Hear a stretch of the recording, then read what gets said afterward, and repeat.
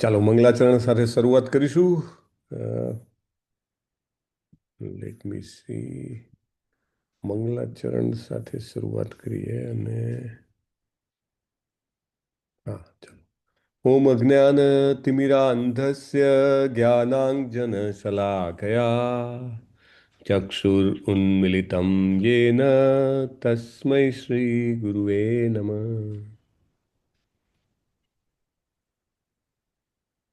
શ્રી ચૈતન્ય મનોભીષ્ટમ સ્થાપિतं येन भूतले स्वयं रूप कदा मह्यं ददाति स्वपदान्तिकम्.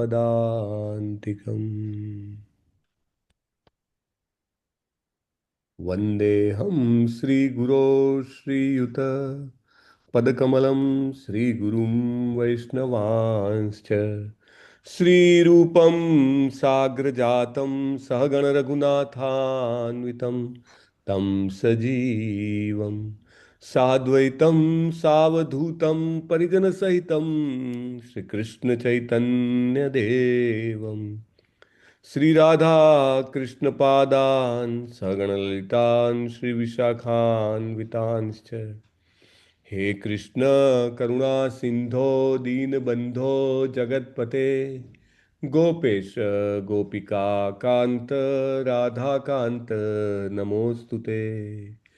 तप्त कांचन गौरांगी श्री राधे वृंदावनेश्वरी वृषभानुसुते देवी प्रणमामि हरिप्रिये.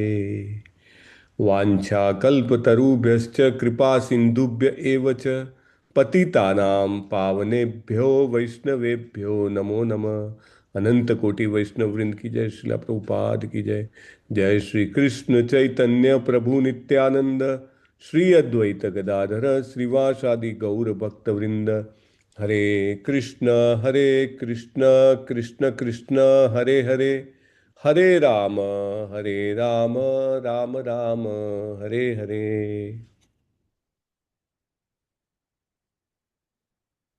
લેવલ 2 નો છેલ્લો અધ્યાય. હરે હરે કૃષ્ણ પ્રભુજી. હરે કૃષ્ણ.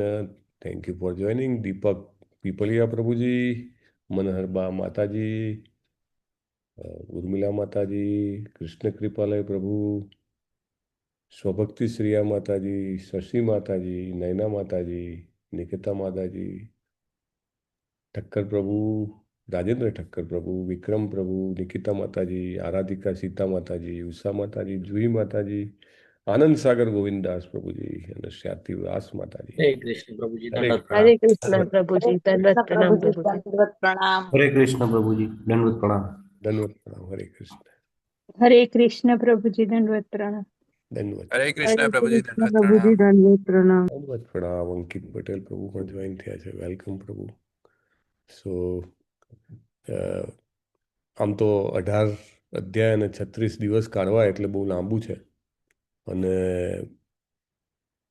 ભગવદ્ ગીતામાં આમ જોવા જાવ ને તો 700 શ્લોકો છે, બરાબર.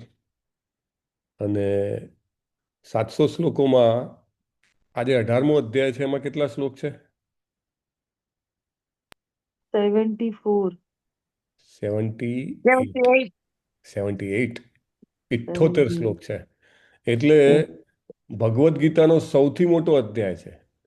10% કરતાં વધારે શ્લોક આ 18મા અધ્યાયમાં આવેલા છે, બરાબર. અને આનાથી નેક્સ્ટ કયો છે? એનાથી મતલબ કે સેકન્ડ હાઈએસ્ટ શ્લોક હોય આ અધ્યાય 2. અધ્યાય 2. એમાં કેટલા છે? 72. 72. 72 શ્લોક છે, બરાબર. મે બી 11મો 55 શ્લોક છે. તો એ રીતે પણ આમ જોવા જાવ ને તો 17મા અધ્યાય સુધી ભગવદ્ ગીતા પૂરી થઈ ગઈ છે. પ્રભુપાદ એવું લખે છે એમના ભાવાર્થમાં કે જે કહેવાનું હતું એ કહી દીધું છે ભગવાને. હા. અને અર્જુને પણ જે સમજવાનું હતું એ સમજી લીધું છે. અર્જુનજી તો બહુ પહેલાં જ સમજી ગયા હતા. હા. 10મા અધ્યાયના 12મા શ્લોકમાં અર્જુનજી કહે જ છે, પરમ બ્રહ્મ પરમ ધામ પવિત્રમ પરમમ ભવાન. શું કહે છે? કે તમે પરમ બ્રહ્મ છો, તમે પરમ ધામ છો, પવિત્ર છો, પરમ ભગવાન. પુરુષમ શાશ્વતમ સતમ દિવ્યમ દિવ્યમ આદિદેવમ આદિદેવમ અજમ અજમ વિભુમ. વિભુમ. તો તમે એકમાત્ર પુરુષ છો, તમે શાશ્વત છો, તમે દિવ્ય છો, તમે સૌથી પહેલાના છો, તમે વિભુ એટલે સૌથી મોટા છો. એટલે આ રીતે અર્જુનજીને તો રિયલાઇઝેશન બહુ પહેલા થઈ ગયું છે. એટલે એના માટે આગળના અધ્યાયની મતલબ કે 10મા અધ્યાયનો 12મો શ્લોકમાં અર્જુનજીએ જ્યારે વ્યક્ત કરી લીધું, પછી આગળ એમને એટલું બધું નોલેજની એ જરૂર નથી. પરંતુ આપણે જોઈએ છે પરીક્ષિત મહારાજ પણ જ્યારે 6 પ્રશ્નો જે પરીક્ષિત મહારાજના ચર્ચામાં આવે છે એ પણ જ્યારે પૂછે છે સુખદેવ ગોસ્વામીને, ત્યારે એમનો પણ માત્ર એવો નથી કે એક જ પ્રશ્ન નથી કે મૃત્યુના આરે આવેલી વ્યક્તિ શું કરે. હા, બીજો પણ એક પ્રશ્ન છે બીજા માટે. કયો પ્રશ્ન છે બીજા માટે? હરે કૃષ્ણ. 1 2 3 4. એમનો પ્રશ્ન એ પણ છે કે કળિયુગના લોકોનું ભલું કેવી રીતના થશે, હે ને? એ લોકો કેવી રીતે પોતાનું જીવનને સફળ કરી શકશે? તો એવી જ રીતે અર્જુનજી પણ 10મા અધ્યાય ઓનવર્ડ્સ જે કંઈ પણ પૂછે છે, લોક સંગ્રહમ શબ્દનો ઉપયોગ આવે છે. લોક સંગ્રહમ એટલે શું? કે ભાઈ બીજા લોકોનું ભલું કેના માટે થાય, બરાબર ને? એટલે આપણને 18મા અધ્યાયમાં ફરીથી એવા પ્રશ્નો અર્જુનજી પૂછતા દેખાશે કે જે પ્રશ્નો આપણા બધા માટે ખૂબ લાભદાયી છે. પણ ભગવદ્ ગીતાને તો ભગવાને અનેક વખત એમ કહેવાય ને કે એની સમજૂતી અથવા સમરી આપેલી છે. હા, 6ઠ્ઠા અધ્યાયના 47મા શ્લોકમાં કહે છે ને, હા, કેવા પ્રકારનો યોગી? હા, કોને આવડે છે શ્લોક મોડે? પ્રભુજી યોગી નામપી સર્વેષાં મધ્યતે અંતર આત્મના શ્રદ્ધાવાન શ્રદ્ધાવાન ભજતે ભજતે મામ સમયુક્ત તમો મતઃ. વાહ વાહ વાહ, વેરી નાઇસ. ચંદ્રિકા માતાજી, ઉર્મિલા માતાજી, કંઠસ્થ હોવો જોઈએ આ શ્લોક. એને સાચી વાત છે, બહુ સરસ. તો યોગી નામ અપી સર્વેશામ, બધા પ્રકારના યોગીઓમાં શ્રેષ્ઠ. ત્યાં જ કહી દીધું છે શ્રેષ્ઠમાં શ્રેષ્ઠ આ જ છે ભાઈ. હા, અને પછી 7 થી 12 અધ્યાયમાં ભક્તિ યોગ આખો સમજાયો. અને 18મા અધ્યાયમાં ફરીથી આખું એમ કહેવાય ને કે પૂર્ણાહુતિમાં પણ કન્ક્લુઝન એ જ આપે છે કે બેસ્ટમાં બેસ્ટ તો જે છે એ મારી સેવા જ છે, મારી ભક્તિમય સેવા જ છે. આખા ભગવદ્ ગીતાની થીમ થ્રુઆઉટ એ જ છે. કર્મયોગ, જ્ઞાનયોગ, વ્યક્તિયોગ, પણ અલ્ટિમેટલી શું? સર્વધર્માન પરિત્યજ્ય મામ એકમ શરણમ વ્રજ. અને આમ જોવા જાઓ તો લેટસ સી એના ભાગ કેવી રીતે પાડ્યા છે. તો અહીંયા આગળ 6 ભાગમાં 17મા અધ્યાયને વહેંચ્યો હતો. અને એવી જ રીતે 18મા અધ્યાય જે છે એમાં લગભગ 11 ભાગમાં વહેંચેલો છે, કારણ કે 78 શ્લોક છે ને.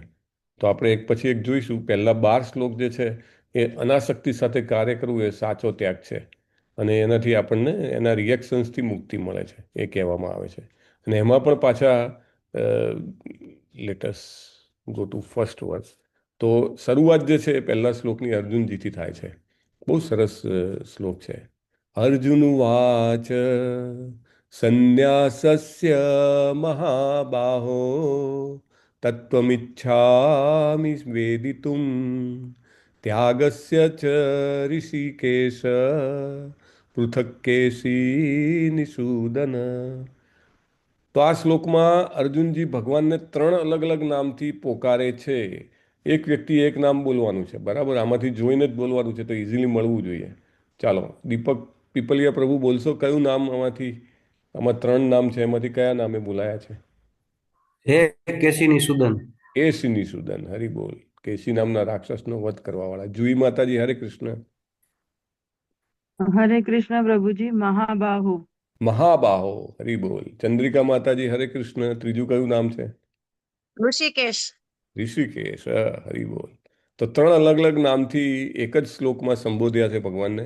અને આમ જોવા જાવ તો ભગવાને પણ અર્જુનને પહેલા મહાબાહો તરીકે સંબોધ્યો છે. તમને બધાને યાદ હશે, રાઈટ? મહાબાહો ભગવાનના જે હસ્તકમળ છે એકદમ, જેને એમ કહેવાય કે શક્તિશાળી છે. ને બીજું કે આજાન બાહુ પણ કહેવાય છે. આજાન બાહુ એટલે કે એ એક લક્ષણ છે સિદ્ધ પુરુષોના, કે એમના હાથ જે છે એમના ઘૂંટણ સુધી લાંબા હોય છે. એને મહાબાહો. પછી કેસી નિષૂદન, કારણ કે અગેન અહીંયા આગળ અર્જુને પોતાની શંકા પૂછી છે. તો શંકા જે છે એ મોટામાં મોટા રાક્ષસ જેવી છે. અને કેસી જે છે એ ભગવાનની ઉપર હુમલો કરવા આવેલા રાક્ષસોમાં સૌથી એમ કહેવાય કે શક્તિશાળી રાક્ષસ હતો, હે ને? વૃંદાવનમાં તો એની એક જગ્યા પણ છે. કઈ કઈ જગ્યા છે વૃંદાવનમાં જ્યાં ભગવાને વધ કર્યો હતો કેસીનો? કેસી ઘાટ. કેસી ઘાટ. હા, કેસી ઘાટ વંશી વટ દ્વાદશ કાનના જहाँ सब लीला कोइलो શ્રી નંદ નંદના જય રાધે જય કૃષ્ણ. રાઈટ, બહુ સરસ ગીત છે. એનીવે, સો કેસીની સુદન અને ઋષિકેશ ઇન્દ્રિયોના સ્વામી. ઇન્દ્રિયોના સ્વામી કેમ? તો કે ભાઈ ઇન્દ્રિયો જે છે ને બહુ બળવાન છે, અને જેવી રીતે કેસી નામનો રાક્ષસ ઘોડાનું રૂપ લઈને આવ્યો હતો ને કેટલો બળવાન હતો, એવી રીતે તો તમે મારા શંકારૂપી રાક્ષસ જે ઇન્દ્રિયોમાં ઉત્પન્ન થયો છે તેનું તમે વધ કરો અથવા તેનું તમે હરણ કરો. તો અહીંયા પૂછે છે કે સંન્યાસ શું છે, ત્યાગ શું છે, એ રીતે પૂછીને એ આપણા બધા માટે ક્લેરિટી લાવવાનો પ્રયત્ન કરે છે. અને આપણા બધાને આગળ પણ સેમ ક્વેશ્ચન જાણવા મળશે. અર્જુન જે છે બીજા આગળના શ્લોકમાં પણ આ જ પ્રશ્ન પૂછે છે. તો સંન્યાસ શું છે, ત્યાગનો ઉદ્દેશ જે છે એ હું જાણવા ઈચ્છું છું, અને ત્યાગમય જીવન વિશે પણ જાણવા ઈચ્છું છું. તો 18.2માં ભગવાન જવાબ આપવાની શરૂઆત કરે છે. જો ફોટોગ્રાફ પણ બહુ સરસ અહીંયા પ્રભુએ મૂકેલા છે. શ્રી ભગવાન ઉવાચ. યસ દીપક પ્રભુ, ગાસો શ્લોક. કામ્યનામ, બોલો બોલો. કર્મણામ ન્યાસમ સંન્યાસામ સંન્યાસમ કવયો વિદુ કવયો વિદુહુય સર્વ સર્વ કર્મ ફલ ત્યાગમ પ્રાહુસ ત્યાગમ વિચક્ષણા. વિચક્ષણા. હરિ બોલ, ધન્યવાદ. તો ભૌતિક ઈચ્છા પર આધારિત કાર્યોના પરિત્યાગને વિદ્વાનો સંન્યાસ કહે છે, અને સર્વ કર્મોના ફળના ત્યાગને ત્યાગ કહે છે. રાઈટ. તો બધા જ જે કર્મકાંડ વાળા જે કર્મો હોય છે એ કર્મો ખરાબ હોતા નથી, હે ને? જે કંઈ પણ આપણે ફળ માટેના ફળની આશાથી જે કંઈ પણ કાર્યો કરીએ છીએ એને શાસ્ત્રોએ બે ભાગમાં વહેંચેલા છે. એક છે નિયત કર્મ અને બીજા છે કામ્ય કર્મ. નિયત કર્મ એટલે કેવા કર્મ કે લાઈક જે પણ જેને પણ સેકન્ડ ઇનિશિએશન લીધું હોય તો એને ગાયત્રી કરવાની હોય, દિવસમાં 3 વખત એને ગાયત્રીનું જપ કરવું. પહેલી જેણે દીક્ષા લીધી હોય એને દિવસમાં 16 માળા જપ કરવો. રાઈટ. આ બધું શું છે? નિયત કર્મ છે, નિત્ય કર્મ છે. તો નિત્ય કર્મ પણ કરવું જરૂરી છે. રાઈટ. અને કામ્ય કર્મ એટલે શું કે લાઈક કંઈક મેળવવા માટે. પુત્ર કામેષ્ટિ યજ્ઞ કરે તો એ પુત્ર મેળવવા માટે કરે. અને સંન્યાસ જે છે એ શેના માટે છે? તો નિયત અથવા નિત્ય કર્મ છોડવા માટે નથી. સંન્યાસ શેના માટે છે? કામ્ય કર્મ છોડવા માટે છે, કે જેનાથી ફળની આશા હોય તેવા. અને ત્યાગ જે છે એ કોઈ પણ ક્રિયાનો ત્યાગ નથી એકચ્યુઅલી, એને એના ક્રિયાની સાથેના ફળ માટેનો જે આપણી એટેચમેન્ટ હોય એનો જે નિકાલ કરવો એને ત્યાગ કહેવાય છે. અને જે કર્મ જે છે એટેચમેન્ટ વગર કરવામાં આવે છે એને ત્યાગ કહેવાય છે.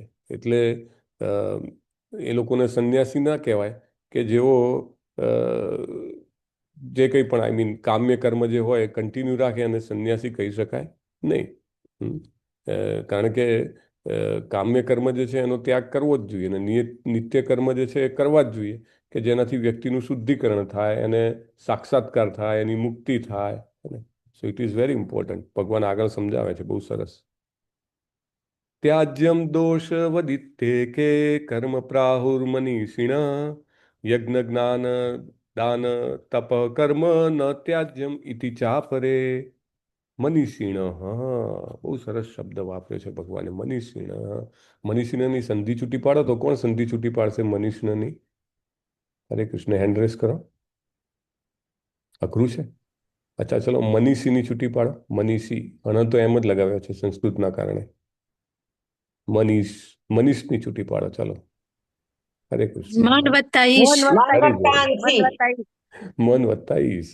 બીના માતાજી હેન્ડ રેસ કર્યો, પણ બાકી બધા ભૂલી ગયા તો anyway next time will keep hand raise. પણ મન વત્તા ઈશ એટલે મનનો ઈશ. ઈશ એટલે શું? તો કે એનો રાજા અથવા તો એને નિયમન કરનાર, એનો અધિષ્ઠાતા. તો મનીષિણા એટલે કે મનનો જે કંટ્રોલ કરી શકતા હોય તેવા લોકો માટે પણ યજ્ઞ, દાન અને તપનો ત્યાગ કરવો યોગ્ય નથી. ભગવાન જે છે એ અહીંયા આગળ મન ઈશ, મનીષિણામ કરીને કહે છે, રાઈટ? હવે મનીષિણામ એટલે એવું નહીં કે ભક્તો, અને મનીષિણામ એટલે એવા પણ લોકો કે જે ભક્તિ યોગ જે છે એનું પાલન ના કરતા હોય, પણ બીજી બધી જે પ્રક્રિયાઓ છે, યોગ છે, ધ્યાન છે, અષ્ટાંગ યોગ છે, ધ્યાન છે, એ પરમાત્મા ઉપરના જ્ઞાનની પ્રાપ્તિ, જ્ઞાન યોગ છે, એ બધા માટે પ્રયત્ન કરતા હોય એમને પણ મનીષિણા કહી શકાય. એટલે અ, ભગવાન જે છે એ કેવા છે? ભગવાન બધા જ પ્રકારના અભિપ્રાયોને રિસ્પેક્ટ આપે છે એને. જે એક ઓથોરિટેરિયન લીડર હોય એ પોતાના સિવાય બીજા કોઈના અભિપ્રાયને મહત્વ આપે નહીં. માય વે ઓર હાઈવે, એને કે ભાઈ કામ કરવું હોય તો મારા કંપનીમાં તમે રહો, નહીં તો છોડીને જતા રહો, એને. અથવા તો ઘણા બધા લોકો એવા આતંકવાદી લોકો હોય છે ને કે મારા ભગવાન જ ભગવાન છે, તમારા ભગવાન ભગવાન નથી, એને. પણ આપણું જે વૈદિક જે સંસ્કૃતિ છે એમાં બધા જ પ્રકારના ઓપિનિયન ડિફરન્સ જે છે એને સ્થાન છે, એને માન આપવામાં આવે છે. એને ભગવાન ભલે પાછળ કહેશે સર્વ ધર્માન પરિત્યજ્ય, એને બધા જ પ્રકારના ધર્મનો ત્યાગ કરો, પણ ભગવાન જે છે એ બહુ જ ક્લિયર છે કે મામેકમ શરણમ વ્રજ. પણ એ એવું બુલડોઝ કરવા નથી માગતા. એને અર્જુનને છેવટે તો એ જ કહે છે કે ભાઈ તારી જે ઈચ્છા હોય તે તું કર, એને. અને અર્જુન કહે છે કે હું તમે જેમ કીધું એમ કરીશ, કરીશ એ વચનમ તવ, રાઈટ? તો અર્જુનને પણ ચોઈસ આપે છે. તો એવી રીતે મનીષિણામ એટલે બીજાના ઓપિનિયનનો પણ એમ કહેવાય કે સ્વીકાર કર્યો છે. અને ભગવાન જે છે એ ઇવન 5મા અધ્યાયમાં પણ આનો ઉપયોગ કરે છે. નિશ્રેયસ કરૌ વિભો એટલે યજ્ઞ, દાન અને તપનો ત્યાગ કરી દે તો પછી શું કરવાનું? હવે હવે કૃષ્ણ ક્લેરિટી આગલા શ્લોકમાં એની આપે છે કે યજ્ઞ, દાન અને તપનો શું ત્યાગ કરે. તો નિશ્ચયમ શુણુ મે તત્ર ત્યાગે ભરત સત્તમ ત્યાગો હિ પુરુષ વ્યાઘ્ર ત્રિવિધ સંપ્રકીર્તિત. પુરુષ વ્યાઘ્ર, પુરુષ વ્યાઘ્ર એટલે શું? હરે કૃષ્ણ. હેન્ડ રેઝ, હા, હેન્ડ રેઝ, ખાલી હેન્ડ રેઝ. 1 2 3 4 5.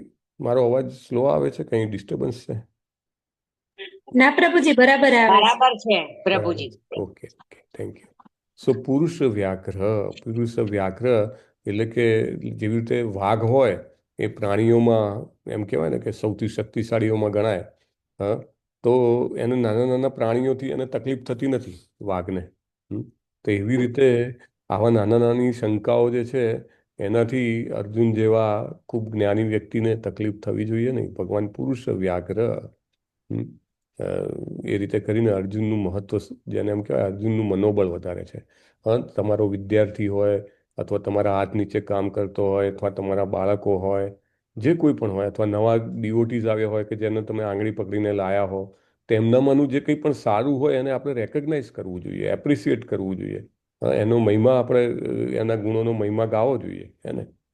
કોઈ નવા નવા ડિવોટી હોય ને ચલો નવા નવા જોઈન થયા હોય પણ સરસ રીતે માળા કરતા હોય અથવા મંગલા આરતીમાં જોડાય અથવા તો સમજો કે કઈ ને કઈ રીતે સેવા કરે પોતાના સમય આપીને, ધન આપીને, તો આપણે એમને ખૂબ પ્રોત્સાહિત કરવા જોઈએ ને. એવી રીતે ભગવાન અહીંયા આગળ પુરુષ વ્યાઘ્ર એવી રીતે કરીને અર્જુનને પ્રોત્સાહિત કરે છે.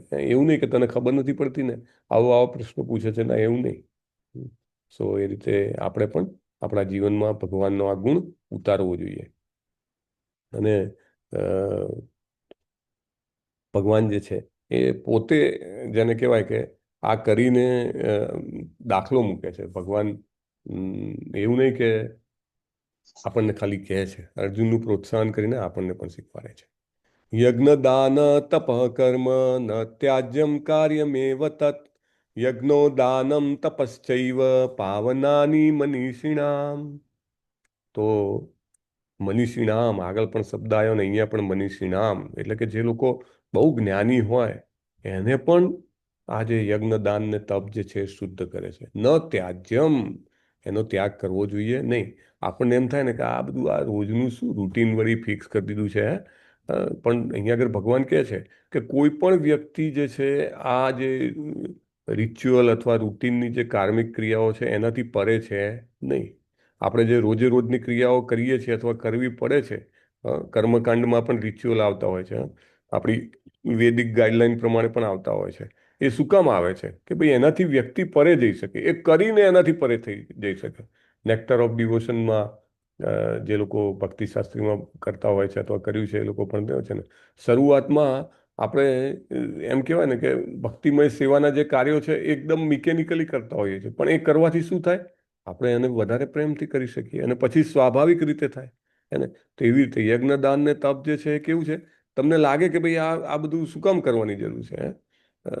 એક રીતે જોવા જાઓ તો કર્મકાંડી જે કંઈ પણ કાર્યો હોય છે એ ભક્તિની પ્રેક્ટિસ કરવા માટે જરૂરી નથી, પણ ભક્તિના પોતાના એમ કહેવાય કે રિચ્યુઅલ્સ છે અથવા ભક્તિના પોતાના જેને એમ કહેવાય કે ગાઈડલાઇન્સ છે. આપણે આપણા જ્યારે પણ આપણે ભગવાનની સામે જઈએ, આપણા હાથ જોડીએ છીએ, રાઈટ? આપણે દંડવત અથવા તો પંચાંગ પ્રણામ કરીએ છીએ. આપણે સવારના મંગળા આરતીમાં 50-60 લોકો તો ગુજરાતી હોય છે ને એમે ઓવર 200-300 લોકો તો વધારે જોડાતા જ હોય છે મંગળા આરતીમાં. આ બધું શું છે? આ બધું જેવી રીતે યજ્ઞ દાન ને તપ કે છે ભગવાન, એવા ભક્તિના પણ આ જે એમ કહેવાય કે કર્મકાંડ ટાઈપના એક અંગ છે.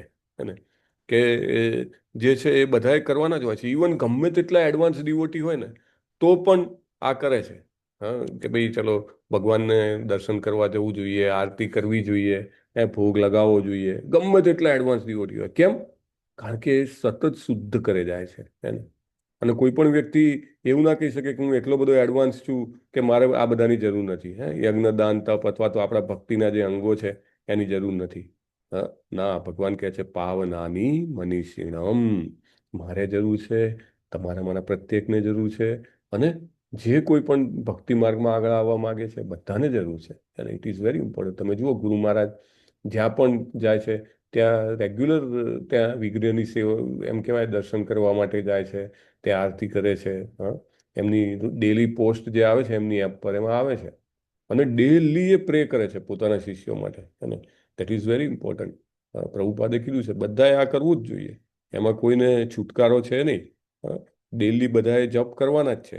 એમાં કોઈ એવું નહીં કે ભાઈ હવે હું બહુ એડવાન્સ થઈ ગયો કે હું અગ્રસર ડિવોટી થઈ ગયો અને મને તો ભગવાનના દર્શન થઈ ગયા. ના, યજ્ઞો દાન તપશ્ચૈવ. સો એવી જ રીતે આવા જે કામ્ય કર્મ જે છે એ કરવાના હોય છે. આપણે બધા એકાદશીનું વ્રત કરીએ છીએ. એને આપણે જે ભક્તો હોય એકાદશીનું વ્રત શું કામ કરવામાં કરે છે? એના દિવસે ઉપવાસ શું કામ રાખે છે? આપણે ભક્ત હોઈએ અને વાંચ્યું હોય, સાંભળ્યું હોય, શીખ્યા હોઈએ તો એકાદશીનું વ્રત શું કામ રાખીએ છીએ? હેન્ડ રેસ કરવાનો, અનમ્યુટ નહીં કરતા. આપણે એ બધું કેમ કરીએ છીએ? શું કારણ છે? ઉપવાસ શું કામ કરીએ છીએ એકાદશીનો ઉપવાસ? હા, બોલો વિક્રમ પંડ્યા પ્રભુજી. હરે કૃષ્ણ પ્રભુજી, ભગવાનની પ્રસન્નતા માટે. હરી બોલ, ભગવાનની પ્રસન્નતા માટે. Thank you. હા, ઉર્મિલા સાધુ માતાજી, શું કામ કરીએ છીએ ઉપવાસ? હરે કૃષ્ણ પ્રભુજી, ભગવાનની નજીક રહી શકીએ અને અને મન આપણું પવિત્ર થાય જેથી આપણે ભગવાનની ભક્તિ સારી રીતે કરી શકીએ. હરે કૃષ્ણ. હરે કૃષ્ણ. ધન્યવાદ માતાજી. ઉપ વત્તા વાસ. ઉપ એટલે નજીક અને વાસ એટલે રહેવું, રાઈટ? ભગવાનની નજીક રહેવા માટે કરીએ છીએ, રાઈટ? ભગવાનનો પ્રેમ પ્રાપ્ત કરવા માટે કરીએ છીએ. અને પણ તમે જોયું હશે કે જે લોકો ભક્તિ માર્ગમાં નથી તે લોકો પણ એકાદશી કરતા હોય છે. મારા તો કેટલા બધા એવા સગા સંબંધીઓ જે છે કે જે બિલકુલ એમને ભક્તિને કોઈ લેવા દેવા નહીં, પૂરેપૂરા કર્મકાંડમાં. એને કર્મકાંડમાં એટલે કે મતલબ કે દેવી દેવતાઓની પણ આરાધના કરે અને જે કંઈ પણ કરે એની પાછળ એમનો કંઈક પર્પસ હોય. એવા લોકો એકાદશી શું કામ કરતા હશે? હેન્ડ રેસ કરો તો. જે લોકો ભક્તિ માર્ગ સાથે બિલકુલ કનેક્ટેડ નથી, એમને કંઈ શીખ્યું સાંભળ્યું નથી, છતાં એકાદશી કરતા હોય, એવા લોકો શું કામ કરતા હશે? હા, બોલો જીવેશ્વર કૃષ્ણચંદ્ર પ્રભુ. હરે કૃષ્ણ. હરે કૃષ્ણ. હા, શેના માટે? ફિટનેસ, બોડી ફિટનેસ માટે કરતા હોઈએ છીએ. બોડી ફિટનેસ માટે. વાવ, વેરી ગુડ આન્સર પ્રભુ. યસ, નીલપા માતાજી, હરે કૃષ્ણ. હરે કૃષ્ણ પ્રભુ, દંડવત પ્રણામ. મનની મનોકામના પૂરી કરવા માટે પણ કરતા હોય. યસ, હરી બોલ. બહુ સરસ. ચંદ્રિકા માતાજી, કંઈક અલગ જવાબ હોય તો કયો.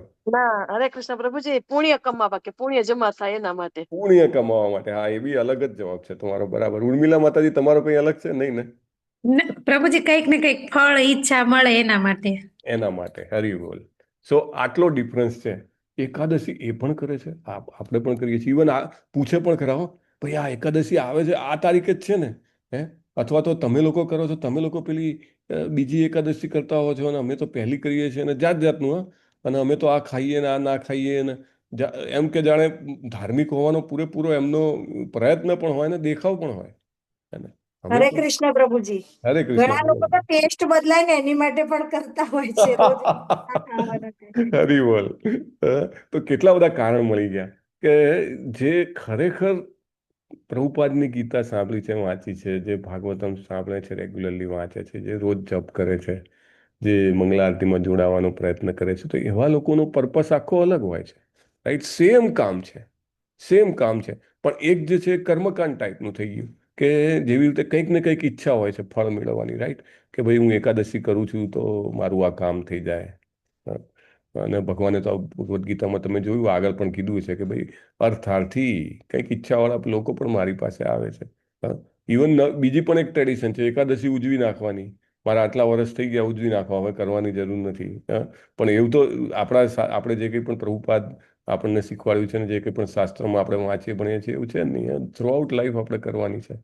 સો ઇમ્પોર્ટન્ટ પોઈન્ટ એ છે કે એકાદશી કરવા માટેનો આપણો જે ધ્યેય જે છે એ કૃષ્ણ પ્રેમ પ્રાપ્ત કરવા માટેનો છે, આપણા જીવનને સફળ કરવા માટેનો છે.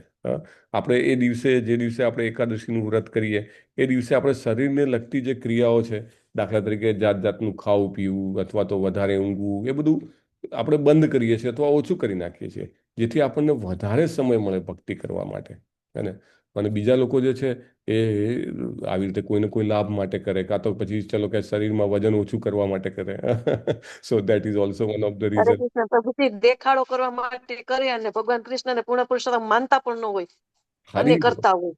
હરી બોલ. આ પણ કારણ છે કે દેખાડો કરવા, કે ભાઈ જો મારી જેટલી પણ મારા ફ્રેન્ડ્સ છે અથવા બહેનપણીઓ છે અથવા પડોશી અડોશી છે, બધાને દેખાય ને કે ભાઈ હું બી કંઈક ધાર્મિક છું. અમે કંઈ ખાલી એવું નથી કે ખાઈ પીને મસ્ત કરવામાં છીએ. આ શશી માતાજી, શું એડ કરવું હતું તમારે? હરે કૃષ્ણ. 11 રસ પર કંટ્રોલ કરવા માટે પણ 11 કરવામાં આવે છે. હરે કૃષ્ણ. હરી બોલ. હરે કૃષ્ણ. સો 11 રસ ઉપર કંટ્રોલ કરવા માટે હે. તો પણ ડિવોટીઝનું ફંડા બહુ ક્લિયર છે. પ્રેમા પુમાર્થો મહાન, જેમ ચૈતન્ય મહાપ્રભુએ કીધું છે તેમ. અને એટલા માટે અહીંયા આગળ જેમ કીધું છે એમ, કે આ બધી જે કંઈ પણ ક્રિયાઓ છે એની પાછળનો પર્પસ બહુ મહત્વનો છે. અને યજ્ઞ, દાન ને તપ, અહીંયા આગળ ભગવાને કીધું છે ન ત્યાજ્ય. શ્રીલા પ્રભુપાદ બહુ સરસ એક ઉદાહરણ આપે છે. એમનું ભાવાર્થના ડિસ્કશનમાં પણ કહે છે કે ભાઈ, જે વિવાહની જે વિધિ કરવામાં આવે છે, હે ને, તો એ શેના માટે કરવામાં આવે છે? તો કે મનુષ્યનું મન જે છે એને શાંતિ આપવા માટે કરવામાં આવે છે. મન જે છે હંમેશા એક્સાઇટેડ હોય, કંઈક ને કંઈક આમ, એમ કહેવાય ને, ઇન્દ્રિય તૃપ્તિ આ જગતમાં મળે એના માટે એકદમ હાઈપર એક્ટિવ છે આપણું મન. કંઈ સામાન્ય પેલું શાંત બાળક જેવું તો નથી કે બેસી રહે. એટલે એને હંમેશા જગતના ઇન્દ્રિય તૃપ્તિના જે વિષયો હોય એમાં એ આનંદ જોતું રહે છે. અને જાત જાતની એમ કે ને કલ્પનાઓ કર્યા કરે કે હું આમ કરીશ, પછી આમ કરીશ, પછી આમ કરીશ. કે આ રીતે હું ઇન્દ્રિય તૃપ્તિ કરીશ, પેલી રીતે ઇન્દ્રિય તૃપ્તિ કરીશ. જાત જાતની. તો એ રીતે મન જે છે એ વ્યક્તિના આત્માને, એની ચેતનાને એકદમ અશાંત રાખે છે. આ રીતે બધું જેને હોય કે કલ્પિત બધા અલગ અલગ પ્રકારના પ્લાન બનાવીને. તો જ્યારે વ્યક્તિ એક ધાર્મિક ફ્રેમવર્કમાં, પ્રભુપાદ એવું કહે છે, મેરેજની જે સેરેમની છે એ ધાર્મિક ફ્રેમવર્ક છે. અને હમણાં આપણા એક ડિવોટીના મેરેજ હતા, કુલવતી દેવી માતાજીના. તો ઘણા બધા ભક્તોએ ભાગ લીધો હતો, અને ઘણા બધા ભક્તો જે છે એ ડાયરેક્ટલી ઇનડાયરેક્ટલી એમાં એમ કહેવાય ને કે સહયોગ થયા હતા. તો આખું વાતાવરણ જે હતું એકદમ કૃષ્ણ કોન્શિયસ વાતાવરણ હતું. ત્યાં જે વિધિ કરાવવા આવેલા તે પણ ભગવાનના ડિવોટી હતા. અને જે પ્રસાદ બનાવવા આવેલા. જનરલી તો લગ્નમાં પ્રસાદ ક્યાંથી હોય, હે ને, મોટે ભાગે બહારના લોકો દ્વારા બનતો હોય, પણ ભક્તો દ્વારા પ્રસાદ બનાવવામાં આવેલો. અને થ્રુઆઉટ સેરેમનીમાં જે યજ્ઞ ચાલતો હતો, બાજુમાં કીર્તન જીતેન્દ્ર ગોપેશ પ્રભુ ગયા હતા, તે ગવડાવતા હતા. અને બધા જ જે છે, તમે એના ક્લિપ્સ જુઓ તો બધા જ જે છે સતત હરે કૃષ્ણ મહામંત્ર ગુંજતો હતો, હે ને. સો એનું શું મહત્વ છે, શું કામ એ કરવાનું, હે ને. આ કરવા માત્રથી એવું કે છે ધાર્મિક ફ્રેમવર્કની અંદર કે વ્યક્તિ જે છે પોતાની ઇન્દ્રિય તૃપ્તિ માટે આગળ વધી શકે છે. પ્રભુપાદને ઘણા બધા જે હિપ્પીસ 10,000 હિપ્પીસ એમની પાછળ આવ્યા અને એમને કીધું કે ધીરે ધીરે એમને રિયલાઇઝ થયું કે ગુરુ કરવા જોઈએ. પ્રભુપાદને રોજ જે સાંભળે, પ્રભુપાદ રોજ સવાર સાંજ કલાક લેક્ચર આપે, એમને સાંભળે તો એમને રિયલાઇઝેશન થયું કે ભાઈ જીવનમાં ગુરુ કરવા બહુ મહત્વના છે. તો કે ગુરુ બનાવવા માટે આવ્યા તો પ્રભુપાદ લાઈક એક છોકરો ને છોકરી આવ્યા કે મારે તમને ગુરુ કરવા છે. તો પ્રભુપાદ કહે છે તમે સાથે રહો છો, લિવિંગ રિલેશનશિપ? તો કે હા. તો કે નહીં, પહેલા તમે મેરેજ કરો તો જ હું તમને દીક્ષા આપીશ. અને એમને આશ્ચર્ય થયું કે અમારા મેરેજને અને ગુરુ બનવાને કે શિષ્ય બનવાને કે આધ્યાત્મિક વિકાસને શું લેવા દેવા છે. પ્રભુપાદ કહે છે ના, ધર્મની ફ્રેમવર્કમાં લઈને. અને યજ્ઞદાન તપ એ શું છે? It is in a framework. એને એ ફ્રેમવર્કની અંદર. હા, દીપક પ્રભુ શું કહેતા હતા? આ પાછળનો હેતુ પ્રભુજી એવો પણ હોય કે નિયમન સાથે ઇન્દ્રિયનો વિષય ભોગ થાય. વેરી ગુડ પ્રભુ, હું એના ઉપર પણ આવું છું. યસ, વેરી ઇમ્પોર્ટન્ટ પોઈન્ટ છે. એટલે પહેલા તો કે તમે પહેલા એકબીજાને કમિટેડ થઈ જાઓ, હે ને. કારણ કે તમે જુઓ, દીક્ષા લેતી વખતે જે 4 નિયમો આપવામાં આવે છે એનો મને એક નિયમ છે, હે ને, કે ઇલિસિટ રિલેશનશિપ્સ નહીં રાખવાની, અવૈધ સંબંધ નહીં રાખવાની, બરાબર. તો જેવા લગ્ન કરે એટલે બંને એકબીજાને કમિટેડ થઈ જાય, રાઈટ.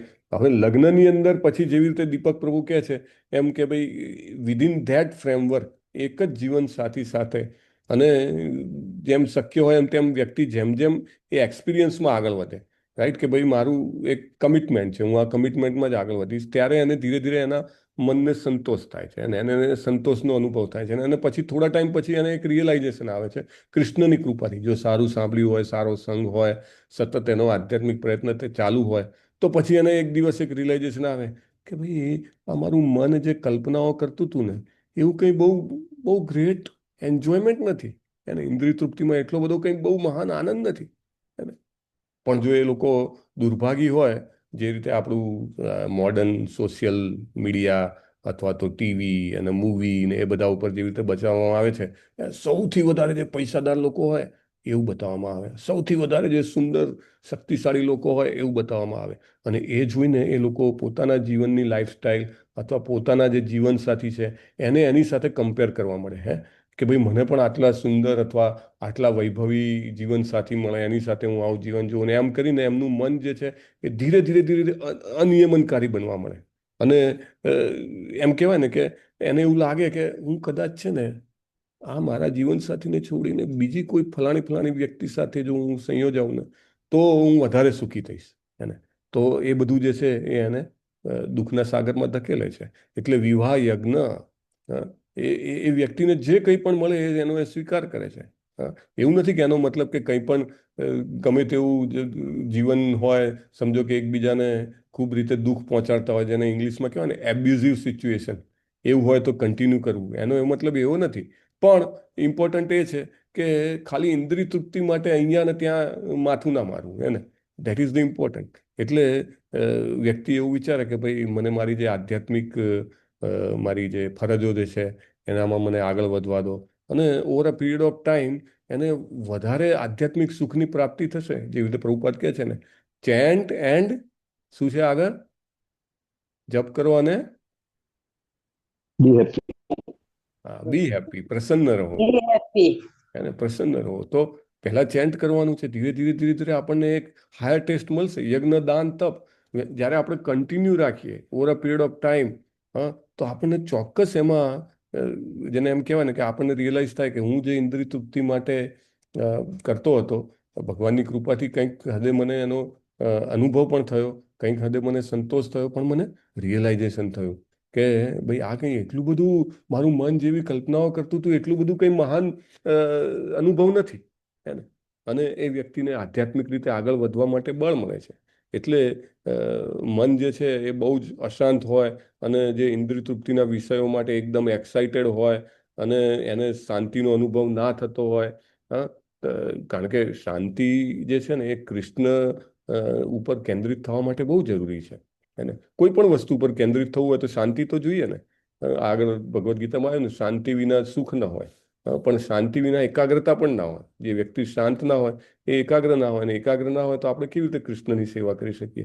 કેવી રીતે આપણે શાંતિથી બેસીને હરે કૃષ્ણ કૃષ્ણ કૃષ્ણ હરે હરે, હરે રામ રામ રામ હરે હરે, હે ને? એવું શું કામ, કેવી રીતે કરી શકીએ? એટલે શાંતિ હોવી બહુ જરૂરી છે. જો આપણે અંદરથી જેને કહેવાય ને કે અતૃપ્ત હોઈએ, આપણી ઈચ્છાઓ જે ઉછાળા મારતી હોય, તો અને આપણે ભગવાનનું નામ લેવા બેસીએ, હા ભગવાનનું નામ બહુ જ પાવરફુલ છે, શક્તિશાળી છે, એ મને શાંત રહેવામાં મદદ કરે. પણ જ્યારે મન સતત રીતે એક્સાઇટેડ હોય, ઉત્તેજિત હોય, અને જ્યારે એ મનને કોઈ અનુભવ પ્રાપ્ત થાય, અને જ્યારે અનુભવ એને આમ એમ કહેવાય ને કે આંખો ઉઘાડી નાખે, એને એક્સપોઝ કરી નાખે, ત્યારે વ્યક્તિ શાંત થઈ જાય છે. અને ત્યારે આધ્યાત્મિક જીવનને બહુ સારી રીતે એમ કહેવાય ને કે પોતાના રેગ્યુલરિટી તરીકે એને મૂકી શકે છે, રેગ્યુલર કરી શકે છે. એટલે વિવાહ યજ્ઞ શિલા પ્રભુપાદ એટલા માટે એક્ઝામ્પલ આપે છે કે એને છોડવા જોઈએ નહીં. શિલા પ્રભુપાદ પોતે સંન્યાસી હતા, અને એ પોતે પોતાના શિષ્યોનો વિવાહ યજ્ઞ કરાવે છે. એમને પોતાની બુક્સમાં લખ્યું છે કે સંન્યાસીએ કદી વિવાહ યજ્ઞ ના કરાવવો જોઈએ. પણ એ શું કરે, એ ત્યાં આગળ એકલા હતા, બરાબર, અને એમને જોવું હતું કે ભાઈ એમના શિષ્યો જે છે એ ઇલિસિટ રિલેશનશિપ્સમાં ના જોડાય. એટલે જ્યારે એમના શિષ્યો એમની પાસે ગાઈડન્સ માટે આવ્યા, અને એમના શિષ્યો પાસે બીજો કોઈ રસ્તો હતો નહીં સાચા ગાઈડન્સનો, તો એમને લગ્નના યજ્ઞ પણ કરાવેલા છે. અને બધા જ એમના જે શિષ્યો હતા એ એમના ઉપર ડિપેન્ડન્ટ હતા. જનરલી એ ટાઈમે તો સ્પિરિચ્યુઅલ લીડર હોય ને એ સંન્યાસી જ હોય. હવે થોડોક સમય બદલાયો છે ને લોકોને ક્લેરિટી આવી છે. ઇસ્કોનમાં પણ અમુક ઘણા બધા ગુરુ છે કે જે ગૃહસ્થ છે, રાઈટ? કરતુ પ્રભુ છે, અને કરતુ પ્રભુ I think yes, but those are all ગૃહસ્થાસ. તો દેટ ઇઝ એલાઉડ, પણ એ ટાઈમે તો બહુ સ્ટ્રિક્ટ હતું. તો પ્રભુપાદ જે છે આ બધું જ કરાવતા હતા.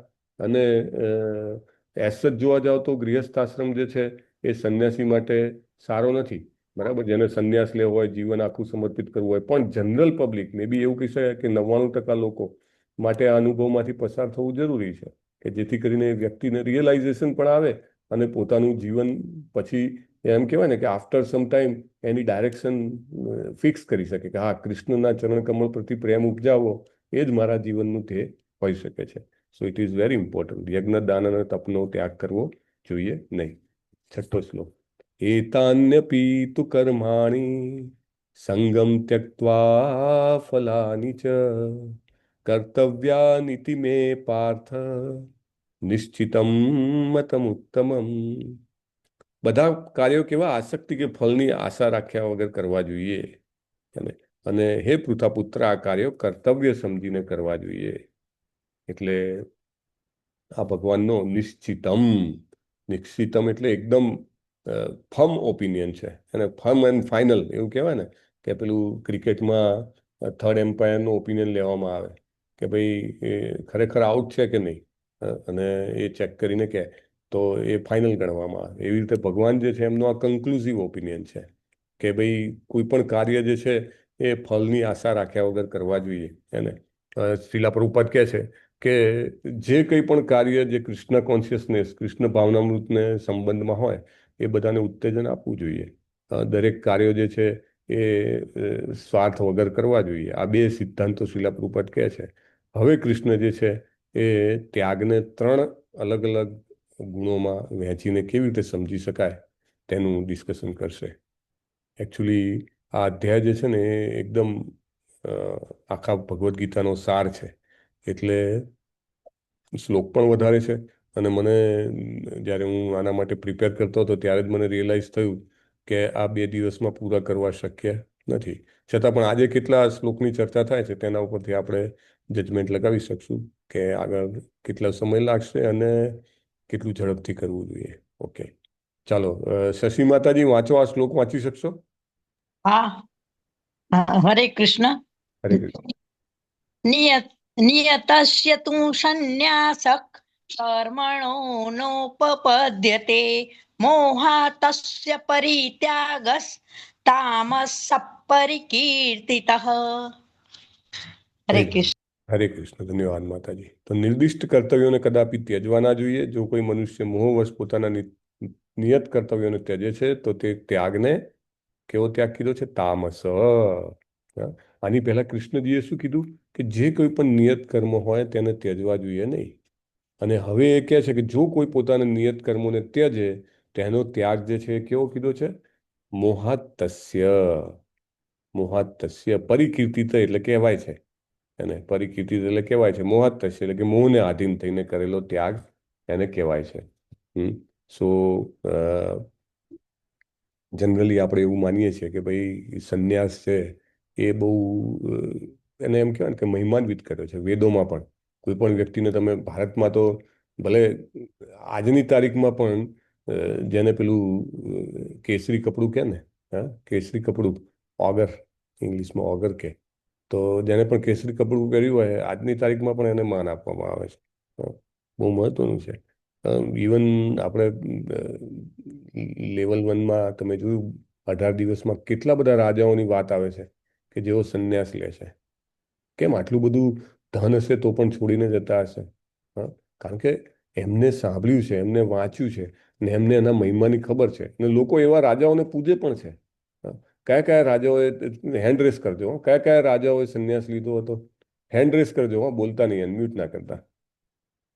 બોલો દેવરાજ દીપક પ્રભુ, બોલો. સમ્રાટ અશોક. સમ્રાટ અશોકે સંન્યાસ લીધો હતો. ઓકે. યસ, આરતી મેઘાદી માતાજી. હરે કૃષ્ણ. હરે કૃષ્ણ પ્રભુજી. ભરત રાજા. ભરત રાજા. હરી બોલ. ધન્યવાદ માતાજી. બહુ ટાઈમે તમને ક્લાસમાં જોયા, ખૂબ આનંદ થયો. નીલપા માતાજી. હરે કૃષ્ણ. હરે કૃષ્ણ પ્રભુજી. ભર્તુહરિ રાજા. ભર્તુહરિ રાજા. હરી બોલ. ચંદ્રિકા માતાજી. હરે કૃષ્ણ. રાજા ભરતરી. હા, એ જ તમે કીધું, રાઈટ. સો ઘણા બધા રાજાઓની વાત આવે છે અને આપણે બધા એમને સન્માનભરી નજરે જોઈએ છે, રાઈટ. વાવ, કેટલા મહાન કહેવાય. આટલું બધું રાજા એટલે હવે આજના સમયમાં તો લોકોને છે ને આમ સમજો કે નાનું ઘર હોય અને થોડું ઘણું ધન હોય તો પણ એને છોડવું નથી ગમતું. અને આ તો રાજા, આટલા મોટા લોકોનો અધિપતિ, આટલા બધા ધનનો માલિક, આટલા બધું સૈન્ય શક્તિનો માલિક, આટલો બધો હોશિયાર, જે હજી પણ ઘણાય વર્ષો સુધી ભોગ ભોગવી શકત, અથવા તો ઘણાય વર્ષો સુધી રાજ્યનું શાસન કરી શકત, ઘણા વર્ષો સુધી લોકોને ગાઈડ કરી શકત, એવી વ્યક્તિએ સંન્યાસ લઈ લીધો.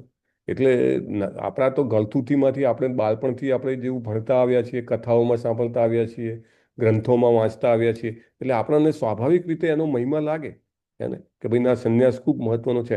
પણ ભગવદ્ ગીતા જે છે વધારે ઊંડી ડૂબકી મારે છે, ઉપરના છબછબિયા નથી કરતી. એને શ્રી કૃષ્ણજી જે છે એ બહુ જ ડીપમાં આપણને લઈ જાય છે કે આપણે એ વસ્તુને સમજવી જોઈએ કે ભાઈ સંન્યાસ અથવા તો ત્યાગ પણ 3 ગુણોનો હોઈ શકે છે. અને 3 ગુણો 14મા અધ્યાયથી આપણે ભણીએ છીએ ને, અથવા તો ચર્ચા કરીએ છીએ. તો તમો ગુણ જે છે એ એનાથી સંન્યાસમાં લેવાથી વ્યક્તિને કોઈ જ આધ્યાત્મિક વિકાસની પ્રાપ્તિ થતી નથી. એકચ્યુઅલી તો કોઈ પણ પ્રકારનો ત્યાગ અથવા સંન્યાસ જે છે એ શેના માટે હોવો જોઈએ? ત્યાગનો અને સંન્યાસનો એન્ડ રેસ કરજો. ત્યાગનો અને સંન્યાસનો ધ્યેય શું હોવો જોઈએ? હરે કૃષ્ણ. હા, બોલો આરતી માતાજી. હરે કૃષ્ણ. હરે કૃષ્ણ. ભગવત પ્રાપ્તિ માટે. ભગવત પ્રાપ્તિ. હરી બોલ. એ જ મુખ્ય ધ્યેય છે. અથવા તો ઘણા બધા લોકો જે માયાવાદી હોય છે એ લોકો પણ સંન્યાસ લે છે, ત્યાગ કરે છે. તો એ લોકોનો મુખ્ય ધ્યેય શું હોય છે? કે મોક્ષ થઈ જાય મારો. બહુ સરસ ઉદાહરણ પ્રભુ આપતા હતા કે જે હિપ્પી હતા ને, હિપ્પીસ જ્યારે પ્રભુપાદ અમેરિકા ગયા ત્યારે હિપ્પી કલ્ચર ચાલતું હતું ને, તો એ હિપ્પીસ પણ પેલી કૃષ્ણ ભગવાનની જે વ્યાખ્યા છે ને, સર્વ ધર્માન પરિત્યજ્ય, એ વ્યાખ્યામાં બેસતા હતા. પણ એ ભગવદ્ ગીતાના એમ કહેવાય કે ફોલોઅર નહોતા. એ હિપ્પીસ જે હતા એ બધું જ છોડીને આવેલા હતા. પણ જે ભગવાન કહે છે ને કે એનો બીજો ભાગ છે ભગવદ્ ગીતાના શ્લોકનો, સર્વ ધર્માન પરિત્યજ્ય, પછી આગળ કયું છે? બીજી કઈ રિક્વાયરમેન્ટ મૂકી છે? બીજી કઈ મામેકામ શરમ વ્રજો અહમ ત્વામ સર્વ પાપેભ્યો મોક્ષયિષ્યામિ મા શુચિ. રાઈટ. તો 2 રિક્વાયરમેન્ટ મૂકી છે. પહેલી રિક્વાયરમેન્ટ છે શું છે કે તો કે સર્વ ધર્માન પરિત્યજ્ય, બધું છોડ દે. બરાબર. દેટ ઇઝ એ પહેલી રિક્વાયરમેન્ટ, તો એ તો આપણને સમજમાં આવે. તો હિપ્પીઓ તો એ રિક્વાયરમેન્ટમાં બેસતા હતા ને, આપણે તો એ રિક્વાયરમેન્ટમાં નહીં બેસતા. આપણે તો બધું છોડ્યું નથી. પણ બીજી રિક્વાયરમેન્ટ પણ છે કે ભાઈ મામ એકમ શરણમ વ્રજ, મારા એકલાના શરણે આવો. હિપ્પી આમાં ક્વોલિફાય થતા નહોતા. એમને બધું છોડી દીધું હતું. પોતાની બધી જે ફરજો હતી, પોતાના દેશ પ્રત્યેની ફરજ છોડી દીધી હતી, પોતાના કુટુંબ પ્રત્યેની ફરજ છોડી દીધી હતી, પોતાના ધર્મ પ્રત્યેની ફરજ છોડી દીધી હતી, એમને એજ્યુકેશન મેળવવાની ફરજ હતી એ છોડી દીધી હતી, એમની સંસ્કૃતિ જેવી પણ હતી એ વખતે, પણ એમની સંસ્કૃતિ પ્રત્યેની પણ એમને ફરજ છોડી દીધી હતી. પણ છતાં એ ભયંકર સ્થિતિમાં હતા, તામસિક સ્થિતિમાં હતા. શિલા પ્રભુપાદ ત્યાં આગળ ગયા, ત્યાં લોઅર સાઈડમાં રહેતા હતા, અને પછી ન્યુયોર્ક પ્રોપર સિટીમાં ગયા, પછી સાન ફ્રાન્સિસ્કોમાં ગયા. તો બંને જગ્યાએ આમ આખી જે હિપ્પીનું કલ્ચર હતું, અથવા તો આખો જે સમાજ હતો, એકદમ અધોપતિત પરિસ્થિતિમાં હતો. અને એ લોકો છોડતા હતા જ્યારે ઘર, હિપ્પી એટલે કે જે યુવાનો એ વખતે ઘર છોડતા હતા, શરૂઆતમાં તો એ સ્પિરિચ્યુઅલિટીના નામે છોડતા હતા, આધ્યાત્મિકતાના નામે બધું છોડતા હતા. પછી ધીરે ધીરે ધીરે બીજા હિપ્પી જોડે ભેગા થાય એટલે પછી ડ્રગ્સ, ફ્રી સેક્સ, એ બધામાં એ લોકો પ્રવૃત્ત થઈ જતા હતા. એમનો એકમાત્ર સિદ્ધાંત એ હતો, શું સિદ્ધાંત હતો હિપ્પીઓનો? એકમાત્ર સિદ્ધાંતને એ લોકો પાલન કરતા હતા. 1 2 3 4 5. એકમાત્ર સિદ્ધાંત એ હતો કે કોઈ સિદ્ધાંતોનું પાલન કરવું નહીં. રાઈટ, આ એમનો સિદ્ધાંત હતો. તો એ જે હિપ્પી હતા એ એના જેવું, એટલે કે માત્ર પોતાનું કર્મ અથવા ફરજો છોડી દેવો, એને વેદોમાં બિલકુલ એનો મહિમા કરવામાં આવ્યો નથી. કૃષ્ણજી જે છે એને બિલકુલ વખોડી નાખે છે. મોહાતસ્ય પરિત્યાજત એ શબ્દનો ઉપયોગ કરે છે, મોહાત. ભગવાને આગળ પણ મોહ શબ્દનો ઉપયોગ કરેલો છે. 14મા અધ્યાયમાં જ્યારે ગુણોની વ્યાખ્યા આપે છે ને ભગવાન, ત્યારે કહે છે પ્રકાશમ ચ પ્રવૃત્તિમ ચ મોહમ ચ એવ પાંડવ. મારે કેબલ લગાવવો પડશે, કારણ કે બેટરી ડાઉન ગઈ છે. ઓકે, તો ભગવાન 3 વસ્તુ કહે છે કે પ્રકાશમ ચ પ્રવૃત્તિમ ચ અને પછી મોહમ. તો દરેક ગુણ માટે એક એક ઉદાહરણ આપે છે. પહેલું પ્રકાશ જે છે એ કયા ગુણ માટે છે? હેન્ડ રેસ કરવાનો. 3 કયા કયા ગુણ માટે છે એ કહેવાનું છે. 1 2 3 4 5. પ્રકાશમ ચ પ્રવૃત્તિમ ચ મોહમ ચ. પ્રકાશ શેના માટે છે? કયા ગુણને લગતો છે? હા બોલો દીપક પ્રભુ. સત્વગુણ માટે. સત્વગુણ માટે છે. પ્રવૃત્તિ કયા ગુણ માટે છે? રજોગુણ માટે. અને મોહ જે છે તમોગુણ. તો ત્યાં પણ ભગવાને મોહ તમોગુણ માટે કીધો હતો, અને અહીંયા પણ ભગવાને મોહ જે છે એ તમોગુણ માટે કીધો છે. મોટા ભાગના લોકો જે પવિત્ર સંસ્કૃતિમાંથી આવતા હોય, કે એમને એવું હોય કે કોઈ સંન્યાસ લે અથવા કોઈ ત્યાગ કરે તો એને ખૂબ જ્ઞાન મળ્યું હશે, એને ખૂબ, જેને એમ કહેવાય ને સચ્ચિદાનંદની પ્રાપ્તિ થઈ હશે, એને ઘણું બધું રિયલાઇઝેશન, આત્મ સાક્ષાત્કાર થયો હશે. પણ કૃષ્ણ જે છે એ કયા પોઈન્ટ પર ધ્યાન આપે છે કે ત્યાગ હંમેશા જે જ્ઞાન ઉપર આધારિત નથી હોતો, એ મોહમાંથી ઉત્પન્ન થયેલો હોય છે. અને મોહ એટલે શું? તો વ્યક્તિને જે કંઈ પણ કર્તવ્ય કર્મ કરવાના હોય, ફરજો બજાવવાની હોય, એને જો એ છોડી દે તો એને તામસિક ત્યાગ કહેવામાં આવે છે. અને શ્રી કૃષ્ણ બિલકુલ આવા પ્રકારના ત્યાગને અનુમોદિત કરતા નથી. બહુ જ મહત્વનું છે. Okay, we'll take the next one. દુઃખમિત્યેવ યત કર્મ કાય ક્લેશ ભયાત્યજેત સકૃત્વા રાજસમ ત્યાગમ નૈવ ત્યાગ ફલમ લભેત. જે મનુષ્ય નિયત કર્મોને કષ્ટપ્રદ સમજીને કે શારીરિક ક્લેશના ભયથી ત્યજી દે છે, તેના માટે કહેવાય છે કે તેણે આ ત્યાગ રજોગુણમાં કર્યો છે. સો એકચ્યુઅલી આ સત્વ રજસને તમસમાં ત્યાગ જે સમજીએ છીએ ને, પછી આગળ ઘણા બધા વિષય વસ્તુનું સેમ સત્વ રજસ તમજમાં ભગવાન વિભાજન કરે છે. એ તમે લેવલ 1માં જોયું હશે તો એ સમજવું ઈઝી થઈ પડે. એટલે પહેલો જે છે ત્યાગ, એને સત્વ રજસ તમસમાં કેવી રીતે ગણાય તે સમજીએ તો બહુ ફાયદો થશે. તો ઇટ્સ ટેકિંગ સમ ટાઈમ. તો ત્યાગ, હવે રજોગુણનો ત્યાગ એની ભગવાન વાત કરે છે. તો બહુ તકલીફ પડતી હોય એને, પોતાની જે ફરજ બજાવવામાં બહુ તકલીફ પડતી હોય, અને એમ કહેવાય ને કે એવી તકલીફોથી દુઃખી થઈને જો વ્યક્તિ ત્યાગ કરે, સંન્યાસ લઈ લે, તો એને સંન્યાસનું ફળ એટલે કે ભગવત પ્રાપ્તિ, જે આરતી માતાજીએ કીધું, અથવા તો મુક્તિ જે છે તે પ્રાપ્ત થશે નહીં. એટલે પહેલા ભગવાને મોહ કીધો, અને અહીંયા આગળ ભગવાને શું કીધું કે ભાઈ દુઃખથી દૂર થવા માટે. આજે આજકાલ મોટાભાગના, દાખલા તરીકે આપણે જોઈએ કે લવ અફેર્સ લોકોને હોય, અને એમાં પછી બ્રેકઅપ થઈ જાય.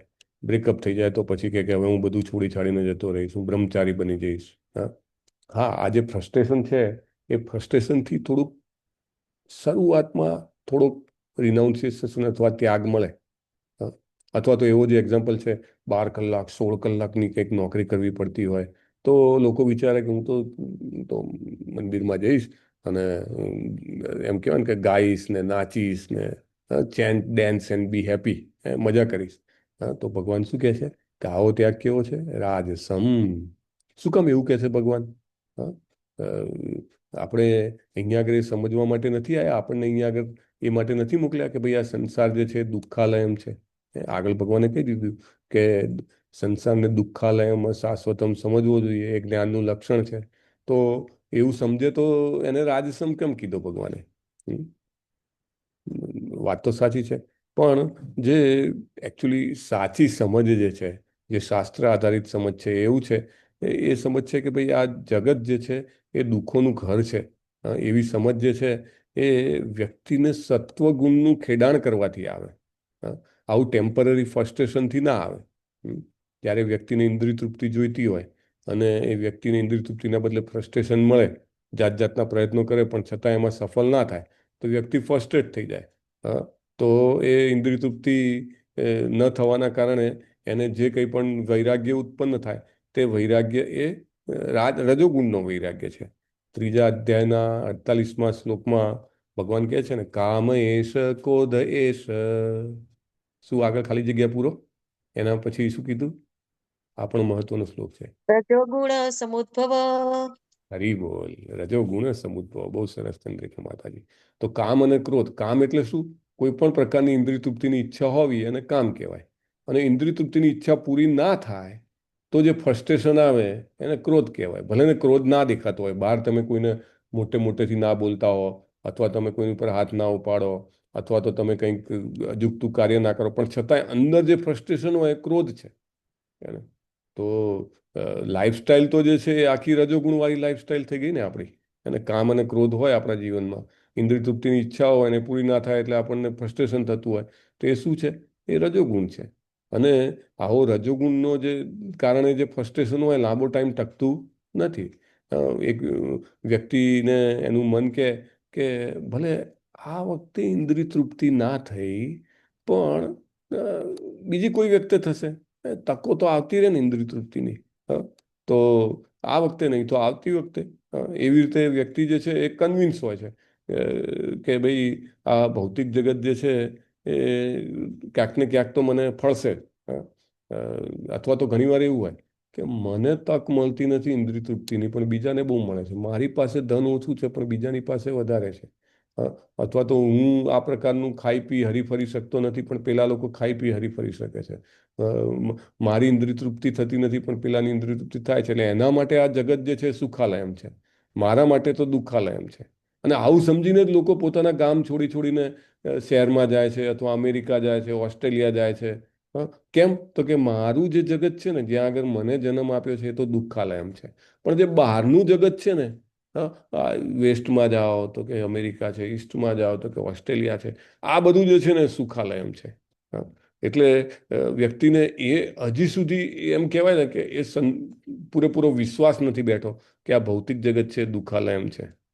હંમેશા પેલો કહે ને કે grass is always greener on other side of the river. પેલો ઘોડો ચરતો હોય ને તેને એવું લાગે કે આ પાર, નદીની આ પાર કરતાં પેલી બાજુ છે ને બહુ મસ્ત ઘાસ છે. સો હંમેશા આપણને બીજાની દુનિયા સારી જ લાગે, પણ એવું હોઈ શકે કે ક્યારેક કોઈ સિચ્યુએશન આપણને વધારે ફેવરેબલ હોય, પ્રિફરેબલ હોય, અમુક ના હોય, પણ આપણે જ્યાં સુધી શાંત રીતે ન વિચારીએ, જ્યાં સુધી આપણે આપણા એમ કહેવાય ને કે આવેગો ઉપર મોહિત થઈને આપણે નિર્ણયો લેતા હોઈએ, તો ત્યાં સુધી આપણે એવું કન્વિન્સ નહીં થઈ શકીએ કે આ જગત દુઃખાલય એમ છે એને. અને એના માટે આપણે બહુ જ ઊંડી સમજ જોઈએ. આ જે સિદ્ધાંતો જે છે ભગવદ્ ગીતા અને ભાગવતમ ને ચૈતન્ય ચરિતામૃતના, એની ઊંડી સમજ જોઈએ. અને સમજ ખાલી પૂરતી નથી, આપણે આપણા જીવનને પછી સતત ઓબ્ઝર્વ કરવું જોઈએ. અને આપણે દાખલા તરીકે ડાયરી બનાવીએ ને ડેલી, કે આટલા આટલા મારા આવેગ આવ્યા અને પછી આ રીતે એનું આ રીતનું પરિણામ આવ્યું, અને પછી ફર્ધર આપણે એની ઉપરથી આપણને રિયલાઇઝેશન આવે કે આ શાસ્ત્રોમાં જે શીખવાડવામાં આવ્યું છે વાત સાચી છે. એના માટે બહુ જ મોટી માત્રામાં સત્વગુણ જોઈએ. રજોગુણથી એ શક્ય જ નથી. જ્યારે આપણે ફ્રસ્ટ્રેશનમાં હોઈએ ત્યારે આપણે રજોગુણમાં હોઈએ છીએ, અને એ બહુ લાંબો સમય ટકતું નથી ફ્રસ્ટ્રેશન. માયા એટલી બધી એમ કહેવાય ને કે શાતીર છે, ચતુર છે, કે આપણને ક્યારે આશાવિહીન રીતે ફ્રસ્ટ્રેટ નથી કરતી. એને આશાવિહીન હંમેશા આશા તો હોય જ, ગમે તેટલો માણસ ફ્રસ્ટ્રેટેડ હોય ને એને માયા જે છે ને કંઈક ને કંઈક તો આશા આપે જ છે. એટલે એક વખત માણસ દુઃખી થયો, બીજી વખત દુઃખી થયો, ત્રીજી વખત દુઃખી થયો, એને એમ થાય કે ભાઈ આ નેક્સ્ટ ટાઈમ હું સુખી થઈ જઈશ, નેક્સ્ટ ટાઈમ મને સારું થઈ જશે, આ દુઃખાલયમાંથી મને મુક્તિ મળશે. પણ માયા જે છે થોડા થોડા નાના નાના એવા સુખ આપતી રહે, અથવા તો સુખની જેમ કહેવાય ને કે ખાલી છાંયડો આપતી રહે, કે વ્યક્તિને હંમેશા એક આશા હોય કે મને વધારે સુખ મળશે, મને વધારે આનંદ મળશે. અને આ રીતે માયા કામ કરે છે. અને એ રીતે કોઈ વ્યક્તિ માયાના જે જંજાળ છે એમાંથી છૂટી શકતું નથી, કારણ કે માયા એકદમ એક્સપર્ટ છે. કેટલીક વખત પ્રશ્ન પૂછવામાં આવે છે કે આ જગતમાં કંઈ સુખ છે ખરું? આ જગતમાં કોઈ સુખ નથી. અને અહીંયા આગળ ભગવાન કહે છે કે ભાઈ આ ત્યાગ જે છે જે એમ કહેવાય કે રાજસમ ત્યાગ છે, પણ અલ્ટિમેટલી વાત તો એ સાચી જ છે કે જગતમાં કોઈ સુખ નથી. પરંતુ આ જગતમાં એટલું પૂરતું સુખ છે કે આપણે ભૂલી જઈએ કે આ જગત દુઃખાલયમ છે. બહુ મોટી વાત છે. આ જગતમાં એટલું સુખ છે કે આપણને ભૂલવાડી દે કે આપણે અહીંયા આગળ દુઃખાલયમમાં છીએ. તો આ જગત જે છે હંમેશા દુઃખવાળી જ જગ્યા છે. પણ આપણને ટેમ્પરરીલી આમ થોડા થોડા સુખનો અનુભવ થયો જાય. અને જેવી રીતે પેલો એક દારૂડિયો ના હોય, એક વ્યક્તિ ખૂબ દારૂ પીધો હોય અને પછી ગટરમાં પડે, ગટરનું પાણી એમાં મોંમાં જતું હોય, અને પછી એનો મિત્ર આવીને કે અરે તું તો કેટલો દુઃખમય પરિસ્થિતિમાં છે. તો કે કોણ દુઃખમય પરિસ્થિતિમાં છે? મને તો બહુ આનંદ આવે છે. અરે ત્યાં ગટરમાં શું આનંદ લેવા જેવું છે? વ્યક્તિ જે છે એકદમ અપમાનજનક, એકદમ ઘૃણિત જગ્યાએ છે, પણ એને એવો ભ્રમ છે. તો જે કોઈ પણ વ્યક્તિ આવી દારૂ પીધેલી કન્ડિશનમાં હોય, એનો જે ઉન્માદ હોય એ જ દેખાતો હોય.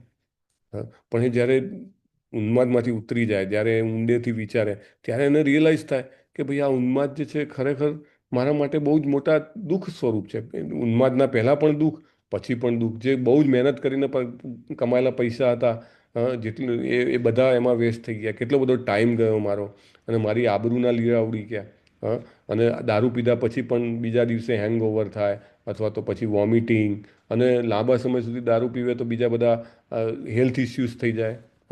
પણ વ્યક્તિ જે છે એ પોતાનું જે આ વ્યસન જે છે એ છોડી શકતો નથી. આ નાના નાના સમય માટેના જે એને પેલા ઉન્માદ મળતા હોય, એ ઉન્માદ માટે એને એવું લાગે છે કે આની જે કંઈ પણ મૂલ્ય ચૂકવવું પડે તો ચૂકવવા માટે હું તૈયાર છું. તો એ એક પછી એક પછી એક પછી એક આ રીતે આગળ વધે જ જાય છે, અને એમાંથી ફ્રી થઈ શકતો નથી. પણ જે સિરિયસલી વિચારે છે અને એ સ્વીકારે છે કે ભાઈ આમાં જેટલો આનંદ છે ને એના કરતાં તો મારે એમાં નુકસાન વધારે છે, અને એવું વિચારવાથી વ્યક્તિ જે છે એમાંથી છૂટી શકે છે. એને આ ફ્રસ્ટ્રેશન, જ્યારે બી હેંગઓવર વખતે એને ફ્રસ્ટ્રેશન આવતા હોય તો એ એને થોડોક લાભ કરે, પણ એ એકલા પૂરતા નથી. એને ધૈર્યવાન બનાવવા માટે ફ્રસ્ટ્રેશન એકલા પૂરતા નથી. ફ્રસ્ટ્રેશનમાં આવીને એ થોડો ટાઈમ માટે એને એવું થાય કે આ ન કરવું જોઈએ, પણ ફ્રસ્ટ્રેશન ઉપરાંત એને જો ખરેખર આગળ વધવું હોય, પોતાની પ્રગતિ ટકાવી રાખવી હોય, તો એને દ્રઢ નિર્ણય શક્તિ જોઈએ. એને બહુ જ આખા દિવસ દરમિયાન પોઝિટિવિટી જોઈએ, સારો સંગ જોઈએ. તો વ્યક્તિ જે છે એ ધીરે ધીરે ધીરે ધીરે એમાંથી બહાર આવી શકે છે. ઇવન ઘણીવાર એને વ્યસન મુક્તિના કેન્દ્રમાં મોકલવામાં આવે છે. તો ધીરે ધીરે ધીરે વ્યક્તિ જે છે આવામાંથી બહાર આવી શકે છે. પણ એક ટાઈમનું ફ્રસ્ટ્રેશન હોય ને એનાથી બધું છોડી છાડી દે તો એ ક્યારેય કામ કરતું નથી. આપણે કૃષ્ણ ઉપર પૂરેપૂરી આશા રાખીએ અને કૃષ્ણની સેવા કરીએ તો ડેફિનેટલી એ કામ કરે. વ્યક્તિએ આ જગતમાંથી પરિવર્તિત થઈને શ્રી કૃષ્ણમાં પોતાની જાતને કેન્દ્રિત રાખવી જોઈએ અને એનું પ્રોપર જે આપણને ભગવદ્ ગીતા ભાગવતમમાંથી કેળવણી મળતી હોય એ કેળવણીને આપણે હૃદયમાં ઉતારવી જોઈએ. આપણા આધ્યાત્મિક સેવાઓ જેવી રીતે જપ કરવા, ભગવાનને ધરાવેલો પ્રસાદ જે ભોગ હોય એને પ્રસાદ તરીકે લેવો, ભગવાનની અલગ અલગ પ્રકારે સેવા કરવી, ભક્તોની સાથે કોઈને કોઈ સેવા, ભક્તો કેમ એવી સેવામાં જોડાવું, રાઈટ, વેરી ઇમ્પોર્ટન્ટ ને. લાઈક પ્રભુપાદે કીધું છે કે આપણે આ બધા ભાગવતમ ભગવદ્ ગીતાની ચર્ચા કરવી જોઈએ. તમે બધા જોડાયા છો, આપણને એટલી બધી વિશ્વાસ કે એટલી બધી જાણકારી નથી કે આ કેટલું કામ કરશે, પણ આપણને ખબર છે પ્રભુપાદ શુદ્ધ ભક્ત છે અને એમને કીધું છે કે ભાઈ ભગવદ્ ગીતાની ચર્ચા કરવી જોઈએ, તો આપણે એ કરવાનો પ્રયત્ન કરીએ છીએ, રાઈટ. અને એ ડેફિનેટલી મને ને તમને બધાને હેલ્પ કરવાનું જ છે, એ આપણને ખબર છે.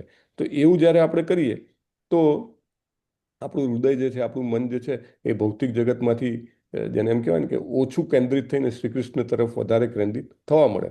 અને અધરવાઇઝ જો વ્યક્તિ ખાલી એમ કહેવાય કે જગતનો ત્યાગ કરી દે, ઘણા લોકો કહે ને કે હું તો બધું છોડી છાડીને વૃંદાવન જતો રહીશ, માયાપુર જતો રહીશ, કે હું કંઈ પણ ભીખ માગીને જીવીશ, જેવી રીતે અર્જુન નથી કહેતા પહેલા અધ્યાયમાં કે હું ભિક્ષા કરીને પણ જીવી લઈશ, મારે આ રાજ્ય જોઈતું નથી. તો એ ટેમ્પરરી રિનાઉન્સમેન્ટ જે છે એ જે છે ચાલશે નહીં, કારણ કે રજોગુણ પર આધારિત છે અને વ્યક્તિની ચેતના જ જો ઓવરઓલ રજોગુણમાં હોય તો એ ક્યારેય કામ કરે નહીં. બ્રહ્મચારી હોય ઘણા બધા, પહેલાં તો ઇસ્કોનમાં તરત જ એમ કહેવાય ને કે કેસરી કપડું આપી દેતા હતા, પણ હવે બંધ કરી દીધું છે કે ભાઈ નહીં, થોડા વર્ષો સુધી સતત સેવા કરો, તમારી સિરિયસનેસ દેખાવી જોઈએ, તમને સિનિયરો ઓબ્ઝર્વ કરે, ત્યારે એ વ્યક્તિને પછી આગળ સમજો કે બ્રહ્મચારી કે આગળ ઇવન ઘણા વર્ષો પછી સંન્યાસ કે બધું આપવામાં આવતું હોય છે, એની પ્રોપર પ્રોસિજર છે. તો એવી જ રીતે જે ગૃહસ્થ હોય એ ગૃહસ્થ પણ બિનજવાબદાર રીતે સંન્યાસના નામે કે ત્યાગના નામે કે ભાઈ બહુ મોટા આધ્યાત્મિક વિકાસના નામે બધું છોડી છાડીને જઈ શકે નહીં. એક બાજુ એકદમ ઓવર એમ્બિશિયસ હોવું ને એક બાજુ ટોટલ નિગ્લેક્ટ કરવું, ભલે ને ભૌતિક જગતનું હોય, ભૌતિક જગતમાં ખૂબ એમ કહેવાય ને કે ઈચ્છાઓ રાખવી અથવા તો બધું છોડી છાડી દેવું, બંને જે છે એ સ્વીકાર્ય નથી. પણ એટલા માટે વ્યક્તિ જો શ્રી કૃષ્ણ નામનો આધાર લેશે તો કૃષ્ણ નામ જે છે ખૂબ શક્તિશાળી છે, ખૂબ શુદ્ધિકાર કરનારું છે અને ધીરે ધીરે એને સાચા રસ્તા ઉપર લઈ જશે. આપણા દરેક વ્યક્તિ જે છે આધ્યાત્મિક રીતે અલગ અલગ સ્ટેજમાં છે, એટલે ભગવદ્ ગીતાનું જ્યારે આપણે આ સમજીએ ત્યારે આપણને રિયલાઇઝ થાય કે માત્ર ફ્રસ્ટ્રેશનના કારણે કશું છોડી દેવું જોઈએ નહીં, અને એવો ત્યાગ જે છે રાજસિક ત્યાગ કહેવાય છે. We land it today. Will see કાલે આપણે કેવી રીતે એને કેટલું કવર કરી શકીએ છીએ, કારણ કે આ કન્ક્લુડિંગ ચેપ્ટર છે એટલે બહુ જ મહત્વનું છે અને મને એવું લાગ્યું કે જેટલો બની શકે એટલો એને ન્યાય આપવાનો પ્રયત્ન કરવો જોઈએ. So I have done that. We land it today. વાંછા કલ્પતરુભ્યશ્ચ કૃપા સિંધુભ્યેવ ચ પતિતાનામ પાવનેભ્યો વૈષ્ણવેભ્યો નમો નમઃ. અનંત કોટિ વૈષ્ણવવૃંદ કી જય. શ્રીલા પ્રભુપાદ કી જય. ભગવદ્ ગીતા કી જય. હરે કૃષ્ણ કૃષ્ણ કૃષ્ણ હરે હરે, હરે રામ રામ રામ હરે હરે. હરે કૃષ્ણ પ્રભુજી, ધન્યવાદ, પ્રણામ. હરે કૃષ્ણ પ્રભુજી, હરે કૃષ્ણ. હરે કૃષ્ણ પ્રભુજી, ધન્યવાદ, પ્રણામ.